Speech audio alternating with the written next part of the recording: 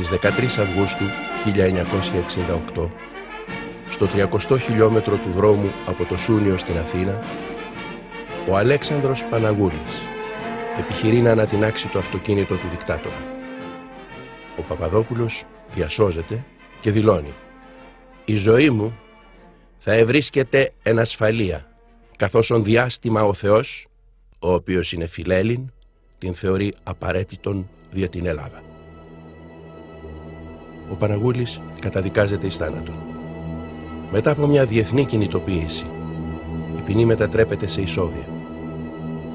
Θα υποστεί απίστευτα βασανιστήρια σε όλη τη διάρκεια της κράτησής του και θα ζήσει θαμμένος σε ένα υπόγειο κελί, φορώντας σχεδόν συνεχώς χειροπέδες. Οκτώβριος του 1968. Δημοψήφισμα για το Σύνταγμα. Μετά την φεδρή απόπειρα αντιπραξικοπήματος του βασιλιά, που είχε γίνει στις 13 Δεκεμβρίου του 1967, ο λαός οδηγείται στις κάλπες. Επίσημο αποτέλεσμα: 92% υπέρ της Χούντας.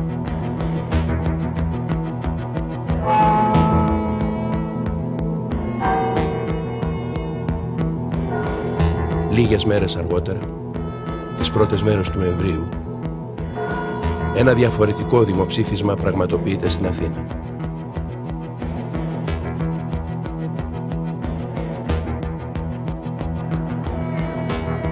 $500.000 διαδηλωτές λένε όχι στη Χούντα, στην κηδεία του Γεωργίου Παπανδρέου, του τελευταίου εκλεγμένου πρωθυπουργού της χώρας.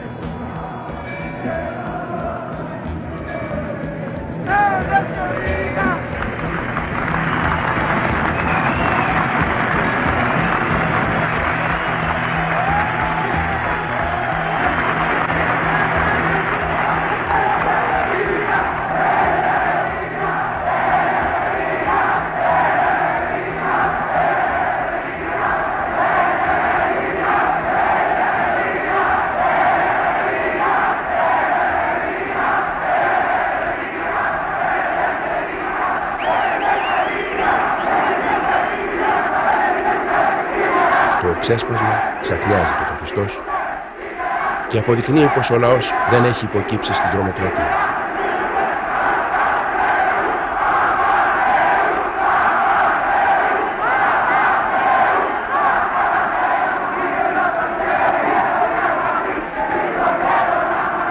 Το κατασκευασμένο δημοψήφισμα καταρρέει. Η διαδήλωση αυτή είναι η πρώτη πράξη μαζικής αντίστασης.